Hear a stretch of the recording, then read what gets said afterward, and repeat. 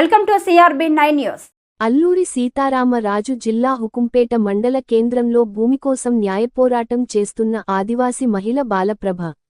Schedule ప్రాంతాలలో బినామీ పేర్లతో అక్రమ కట్టడాలు జరుగుతున్నా, రెవెన్యూ అధికారులు ప్రాజెక్ట్ అధికారి కలెక్టర్ చూసి చూడనట్లు వ్యవహరిస్తున్నారని, దీనికి అధికారులు పాలకులు సమాధానం చెప్పి చట్టాన్ని కాపాడాలని, న్యాయపోరాటం చేస్తున్న వారికి వాళ్ల భూమి వారికి ఇవ్వాలని సిటిజన్ రైట్ అవగాహన సేవ సంఘం ప్రెసిడెంట్ నీలందోర డిమాండ్ చేశారు.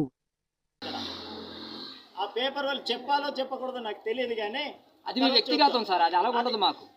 కాబట్టి మీడియా వాళ్ళు జరుగుతున్నటువంటి నిజాల్ని మాఫియా ప్రపంచానికి తెలియజెప్పకపోతే ఆడు ఏ వృత్తిలో ఉన్నాడో ఒకసారి ఆయన ఆత్మసేవకే నేను వదిలేస్తున్నాను.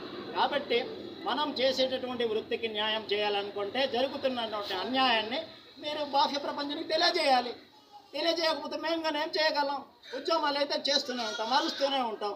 ఎప్పుడు వినడండి, ఇటువంటిది వినరు. ఎందుకు వినరంటే నేడు మాకు ఉన్నటువంటి మీడియా గిరిజనేతర మీడియా ఉంది.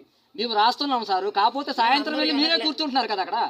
బాధనొద్దండి, నేను అందరికీ నేను చెప్పట్లేదు, కొన్ని మీడియా ఉన్నదంటుంది. కాబట్టి ఈ తప్పిదమంతా ఐటీడీఏ పిఓది, ఎస్టీసీ వ్యవస్థది, మా సబ్ కలెక్టర్ది, మా ఐటీడీఏ పరిపాలన పాలకులది, మా ఎమ్మెల్యేలది, మా ఎంపీటీసీలది, మా పీసా కమిటీలు తప్పుంది.